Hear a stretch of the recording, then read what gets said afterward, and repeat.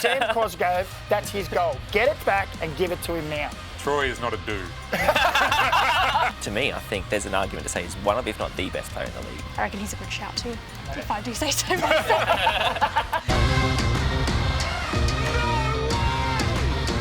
Oh, that is special. Unbelievable. This, ladies and gentlemen, is football. Welcome back to Total A-Leagues, our last show for 2025. Thanks for joining us. I'm Vince Rugari, joined as always by Tommy Oar, Daniel McBreen. Nice hats, team. Yep. It's that time of year. It is. Where we wear stupid things and all that. No, it's good. I can't wait for Christmas, to be honest. My mind's already clicked over into Christmas. And also, I should say, Merry Christmas to everyone watching this. Yeah. But also happy Festivus, a belated Festivus if you're watching this as well. We are recording this on Festivus, the most important time of the year, certainly for myself and any other people with half a brain, I think. Well, you were airing all your grievances in the green room, so... Yeah. Possibly more to come as well, so looking forward to that. Now, let's rip into our best moments of round 9. Mackie, you can kick us off. Yeah, look, I've gone with the Newcastle Jets learning their lesson. They were a dominant force against Sydney FC, really deserved their 2-0, probably could have even been more convincing of a win. And the good thing also that I liked about it, they were very good across the board, but the young boys, the young local boys who have come through stepped up. Young Will Dobson and Xavier Bertoncello got their goals to get the team the win. But at the other end, Max Cooper as well was sensational. And it was great to see that, Sydney came to town and they gave him the see you later. Really matters to the Nova Castrians, doesn't it? The fact that local fixture. boys, as much as probably any other part of it. Like I know Adelaide, very parochial. But Newcastle, we maybe gloss over how parochial they are. Extremely parochial and wanting to see their own people, one of us coming through. So, yeah, good to see that they're finally getting a chance. And I think you just said his name, Max Cooper. He's only 18. The way he plays, you would never know he's only 18. I think he plays with so much maturity, and to play against Sydney's front line, all the firepower they have, and put in a performance like that, I think it's an exciting time for him and for the club to have players like him in their books. Yeah. Your go, Tommy? So for me, it has to be Grimaldi's last-minute winner. I mean, you can't really go past that in a Melbourne derby. For the team that he grew up supporting. Saw a photo of him with Archie watching them, I think it was 10, 15 years ago. So, to come on in the 86th minute to produce a moment like that, what a strike it was. And an important goal, not only for victory in terms of winning this fixture, but also for the morale and what it does for them moving forward in the season. That's the big thing. That was a pressure moment because after Diles and the Victory have been under huge pressure already where they've been in the season. To now get back-to-back wins, all of a sudden the pressure's come off, the confidence comes back, and that was a massive moment. Because come out with a 0-0 draw would have been okay, but to win it at the death with a strike like that and the crowd going nuts, love it. Yeah, sensational. Mine is Harry Sawyer, not for necessarily the 2 goals he scored on the weekend, but more, let's hear it from him. Talk me through the roller coaster of emotions, particularly in the late 45 minutes. Yeah, it was a tough game, but we knew that it would be. It will come down to fine margins. They're a physical team, as everyone is saying, but tonight we were a bit more physical, I think. Troy didn't get his horse through the gates tonight. Might need a little history lesson there. Yeah, look, I'm pretty sure the message would have reached Harry by now, but Troy is not a dude. Or a dudette. Yeah. But I just thought that was magnificent. That was great. So that gets my moment of the round. Full respect. And I hope we get more areas like that. So quality. All right, let's talk the team that is on top of the table at the moment, thanks to their result on the weekend. And also Sydney slipping up. We have a new leader. It's Auckland FC, which, honestly, not that surprised. They just have a feel about them. Have basically since day one of them entering this league. Don't you think, boys, that they're just always going to be there or thereabouts? And quality squad, but also a coach, and we probably overlook this, I think, from time to time, a coach that knows what's required in this league. Absolutely. And just gets it done. So they're going to be... they are leading the title race right now, and it will not shock me if they go on and win it. Well, I think you have to look at this game and look at their bench. And I think if they had Sakai and Pineacre on the bench, these are 2 of the most experienced defenders and best players in the league. To have a squad that he's assembled that strong, I think last year, we saw how strong they were defensively, but I think this year, I'm more excited about what they're doing in the front third. I think last year they kind of had a scrappiness about it and found a way to win, but this year some of the football they're playing, particularly going forward with the likes of Cosgrove, with Lockie Brook, who I think has been an outstanding signing for them, I think it's a really exciting time to be an Auckland fan. Yeah, 100%. And last year we saw them be, number one was we don't concede, and then they go from there. I think they're being a little bit more expansive now with the players they've got. They're probably conceding a couple more goals than they would have liked. Well, no, they went 6 games last year without conceding, so it's always going to be hard to keep up with that. But it's exciting to watch them just start to ease that little bit more forward, a little bit more expansive, and they have super quality players going forward. Yeah.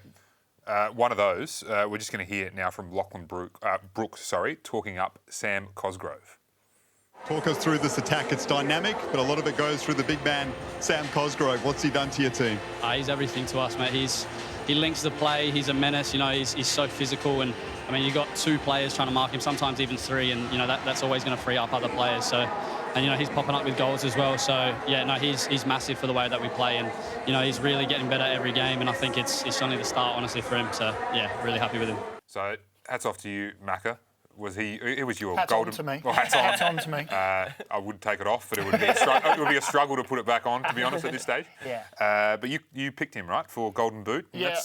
And look, I'm not going to sit here and pretend. I think I did say that it's sight unseen that I'd called it, but I just thought his characteristics, being an English player, he would suit their kind of play. But his movement, now that he's settled in with his teammates, his movement, he's always in causing problems to defenders. He's aggressive. He likes to get messed up in little tussles, but his movement around the box as well. And not only is it just the fact that he's thinking, I'm going to move to get myself a header on goal, but it's, and I'm going to bring everyone over here, and then where the space has been created, I'm going to put it into where someone else can get on the end of it.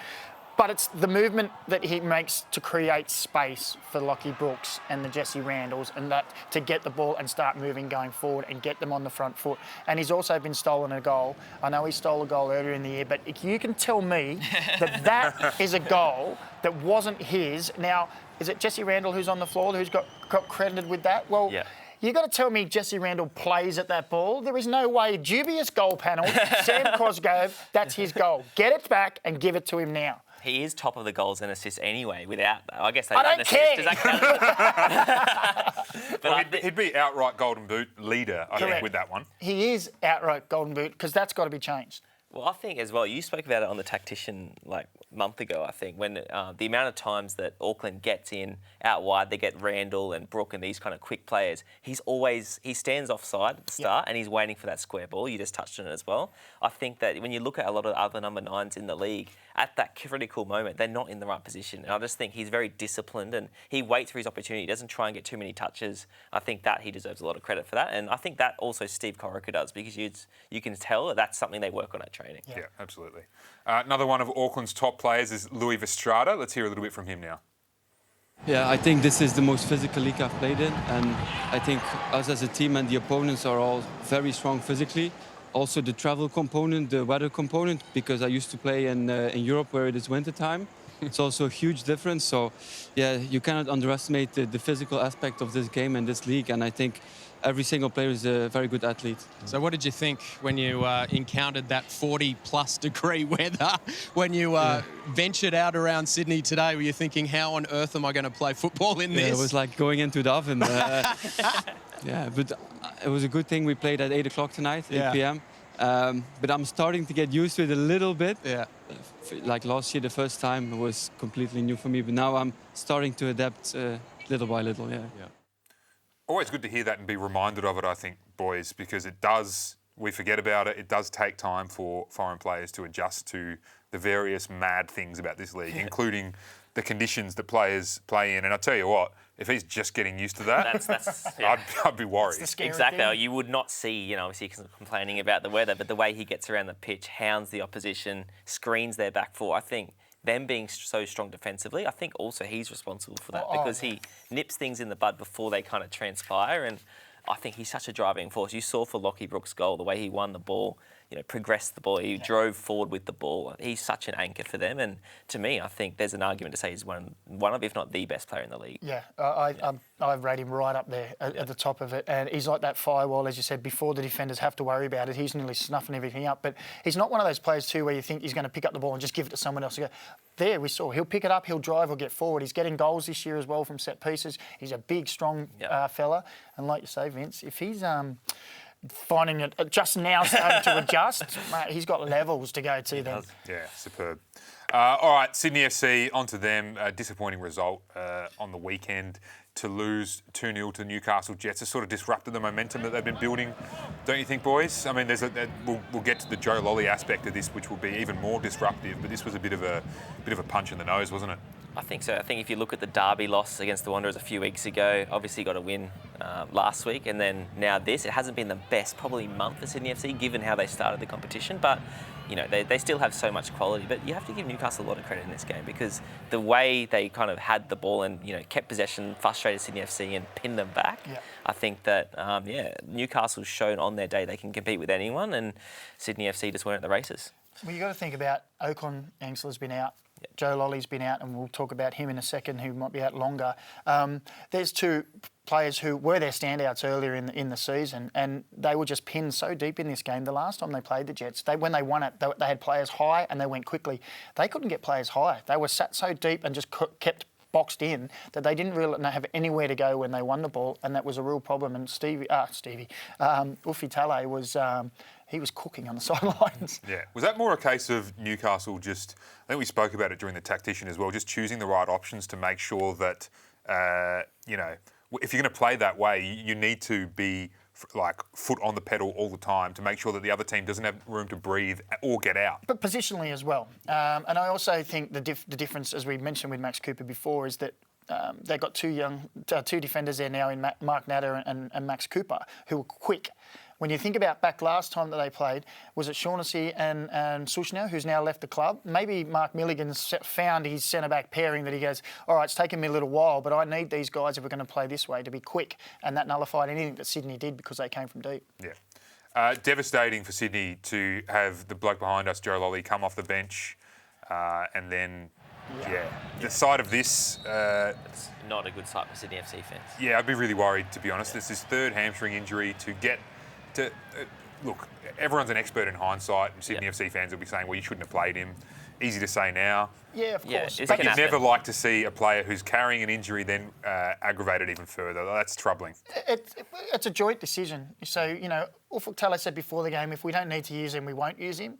So that sort of signifies that is he ready, is he not ready? But the player would have to, and the physio would all have to say, look, he is fit to play minutes. Yeah. It wouldn't be a case of, you're injured, but we're still going to throw you in. So it must have been a unified decision that they thought he was in a place, and obviously he just wasn't quite there. And I think moving forward now, it does leave a huge hole for Sydney FC. Massive. I think he's created the most chances in the league so far, 31. He's such the driving force for them. Every time he gets the ball, he makes things happen, and they're going to miss him dearly. He's off contract, I think, in 6 months. So, if this is going to be a long-term injury or a medium-term injury in terms of 8 or plus weeks, do Sydney FC look into the transfer market and opportunities to replace him? Because I think their squad is not the same terrifying prospect without Joe Lolly that has been for the first kind of 9 rounds. Yeah. Just quickly on him, if you're Alex Baumjohann making contract decisions for Sydney FC, you're probably still offering Joe Lolly another year, I would have thought. But for Joe Lolly, it's probably at much lower terms than what it would have been prior to a third hamstring injury at the club. Yeah, it's a tough one, because we've seen how good he can be, but at the same time, the ALeague, there's 26 games. If you're missing for a big chunk of it, this, like we just touched on, I think this could potentially derail Sydney FC's season. They're going to have to reassess the way they play, and I do think he's probably earned another contract, but at the same time, in a league that's going younger and younger, I think that is a big decision for them. Yeah. So back to Newcastle, the team that now has 3 in their last 4 wins. Let's hear from Mark Milligan. Results are always very, very important, but we knew that if we got the development right, if we got the process right, then eventually the results will start to follow. And like I said, I don't think we're there yet, but this is a good step in terms of building that belief and that growth in the football that we want to play. And I think I said it before the game. We're a different team today to what we were, I think it was about 6 weeks ago when we played Sydney. We're a different team today to when we played Wellington last week. And as long as we keep seeing those small progressions forward, then we know we're still on the right track. Tommy, you played with him. Yep.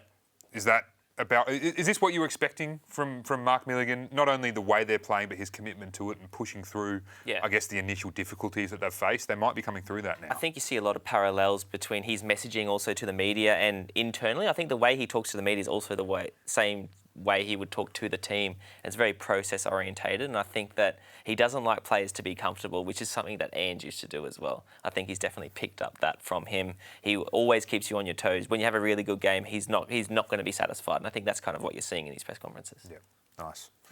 All right, moving on. Victory, thanks to their win in the derby.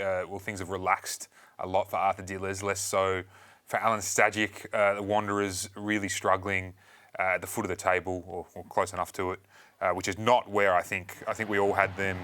I don't know if anyone was convinced that they'd be a true force this season, but I think we had them in that middle bracket of teams where we thought they could be anything. They probably should be in the top 6. And look, as you can see, and as Alen Stajcic is talking about, it's not like they're not creating chances, right?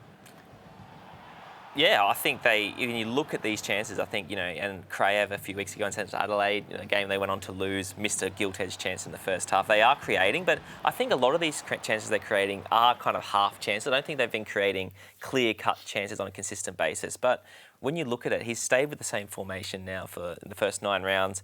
He does have 2 strikers who have spent 95% of their career playing as wingers in Borrello and Costa Barbarouses. So I do think they are just lacking that real, authentic number 9, and it'll be interesting to see in January if that's something they look to, do something about, because I do think that is the missing piece for them at the moment. Yeah, they haven't been clinical when you're looking at these opportunities that they've missed, but they've created those opportunities. And I think when you look back across some of his press conferences, he has stated himself, he'll just say like that 30 minutes was diabolical, he said in one. And then another game he was like, just after half time.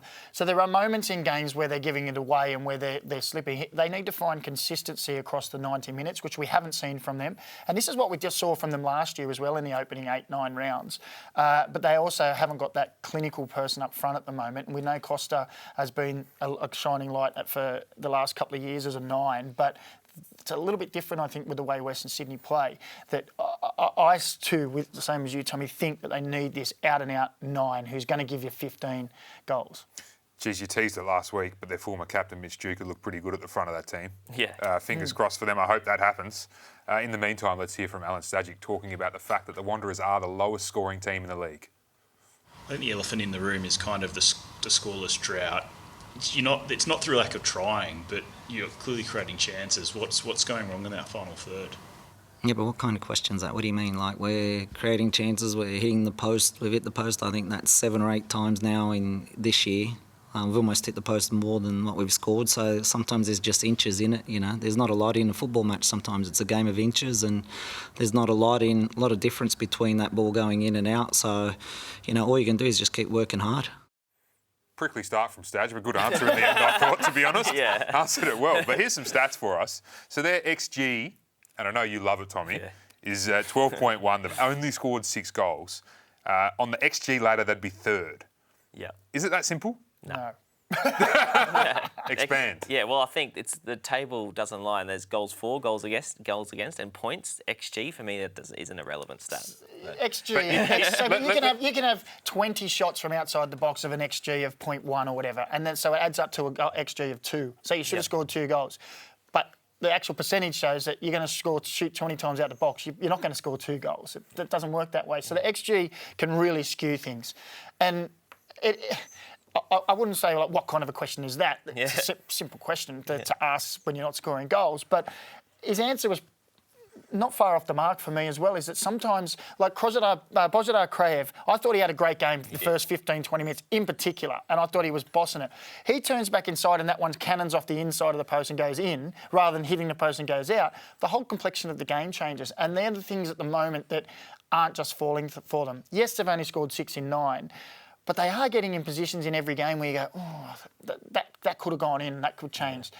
And that could be a confidence thing. Look at Victory. Yeah. We were smashing Victory, saying, oh, they can't score. Two wins in a row. That's why I love our league, because now it's, they're fine now. Let's talk about someone else. And I think you see with Auckland what a team who's confident in both ends of the pitch in the box. I think games are won and lost in both boxes. Yeah. And I think that in between, the Wanderers are doing lots of good football, but I think they've conceded some sloppy goals this season and they're not being clinical enough. And ultimately, that's where you get your points. Yeah.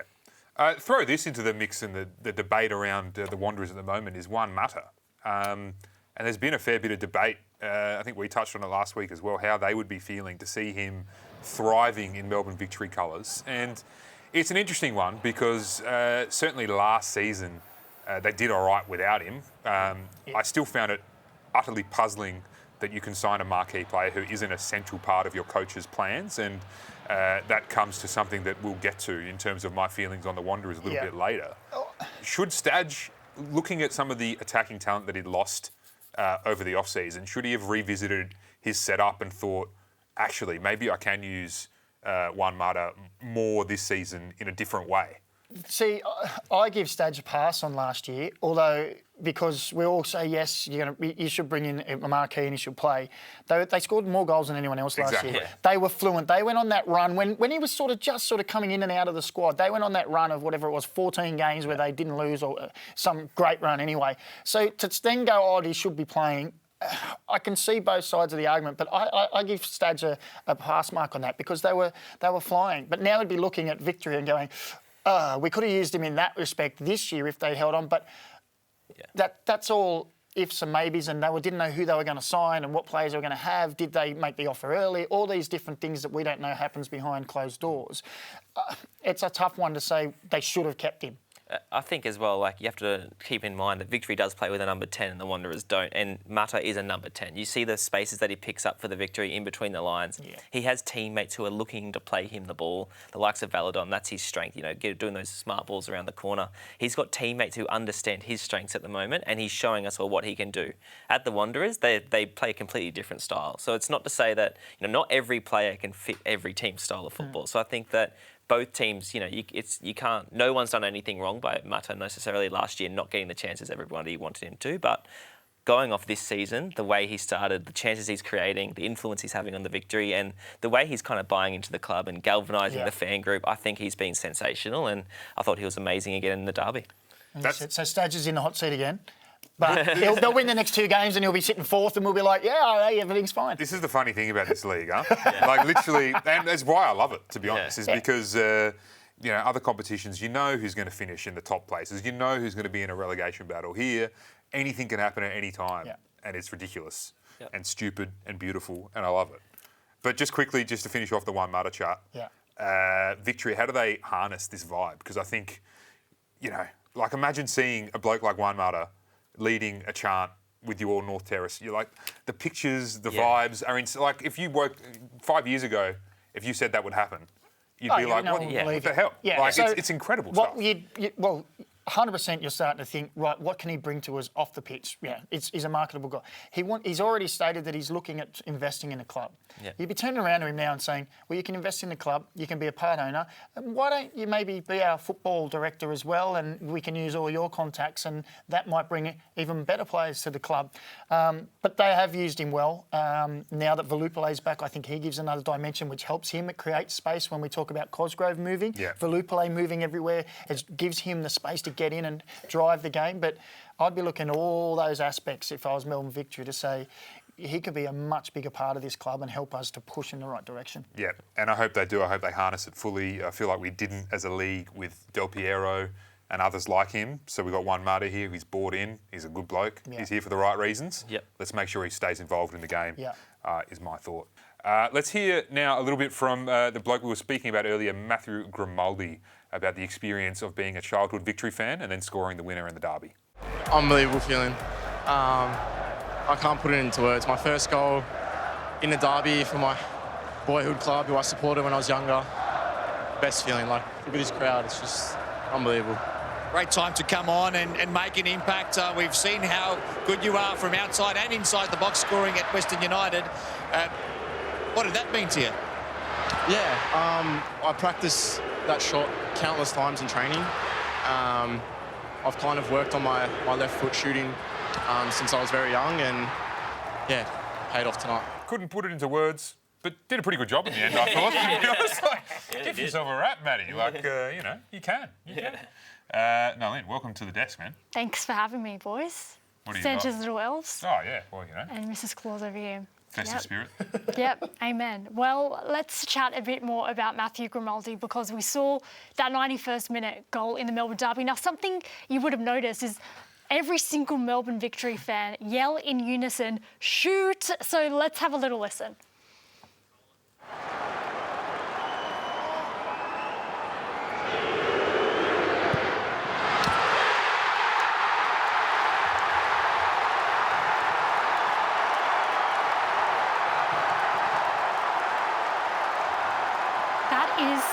Literally poetry in motion. The fact that the timing of it was impeccable, but so often, right, we hear fans yell "shoot" and they're not even in shooting range. Yeah. Did you guys ever have that sort of experience where fans will tell you to shoot? How much attention do you pay to it? You definitely can sense it, right? When the crowd. I used to get people going, "Don't shoot!" So I know the other side of it. But no, you hear it a lot, don't you? When they get in there 35 yards out, you're like, oh. But that was perfect. In a derby, at home, on the edge of the box, everyone thought the same thing, and the whole, go on, do it, and he did it. It was just perfect for him. Yeah. Usually when I would shoot from outside the box, you'd hear the big exhale of disappointment after when I hit it 50 metres over the crossbar. So, no, it's you don't see them go in too often. I was about to say, how often do you actually hear "shoot"? Yeah! It's also because it's the 93rd minute, like, you know, the ref was probably going to blow the whistle at any time, so it was probably last chance to score, so the crowd would have been frustrated and just like, you know, I can understand, but for him to do that with that pressure in that moment was clutch. There's no crowds at our Sydney Morning Herald mixed five-a-side Tuesday night futsal games, and yet I hear a voice in my head telling me to shoot whenever I get the ball. Never ends up like that. He's going to have a problem now, because now every time he's in that shooting distance, immediately fans will be all over him. But hey, worked once, let's see if it happens again. But now it's the time of the year where everyone gets out their pen and paper, writes down their New Year's resolution. So exactly, Macca, we're going to be doing that for the A-Leagues. What is one wish you hope to see come 2026 with any team or player for the A-Leagues? Team or player or club or anything, league? Anything. Right, so for me, I've got the new boss, Steve Rosic. I want him to hit the ground running and take the league to a new level. You know, he's got plenty of background in sport, and I'm hoping that this change in leadership or a new person with new ideas comes in and we start to go in that direction again. I think we've been doing that, but I think I want to see it ramp up and really be the sport we know we can be. Finally get to where we really should be, where I think we can be. Absolutely. Tommy? Yeah, mine's the Mariners. I think, you know, it's been a bit of an uncertain period for them in terms of the ownership of the club, and probably didn't do too much in the off-season in terms of transfer and recruitment. And I think that Warren Moon, you know, now with a little bit more stability, hopefully in the coming months, I think a busy January transfer window and bringing in some front third firepower for them to go back up the table. Mine is the Wanderers. Similar-ish vibes to yours on the Mariners there, Tommy. There's been some interesting manoeuvring at board level. Paul Lederer is back as the chairman. But as a club, when I look at them, I just still see an entity that is massively underachieving. I want whoever is in charge there to decide this is the kind of team we're going to be. This is how we're going to play, both men's and women's. And I want there to be a sporting director who is there, similar setup to Sydney FC actually, and who has the impetus and the ability to bring in players that correspond with that philosophy and make sure that when they're hiring coaches, not saying that Stajcic is a problem at all, but the coaches need to be aligned with what the club wants to be, rather than the club letting the coach decide what they want to be, because what you end up there is going from one extreme to the other, to the other, to the other, and then you wonder why the club can't build any consistency over time. So that's what I want. So if they decide Staj is our guy, good. Keep hiring coaches like that and keep signing players for that. I'll be a happy man. I think Wanderers have had that wish probably for a couple of years now, so hopefully 2026 is that year. A bit like most New Year's resolutions, to be honest. Exactly. You've got to work on them. I got two quick ones. I'm at Wellington Phoenix to win a New Zealand derby.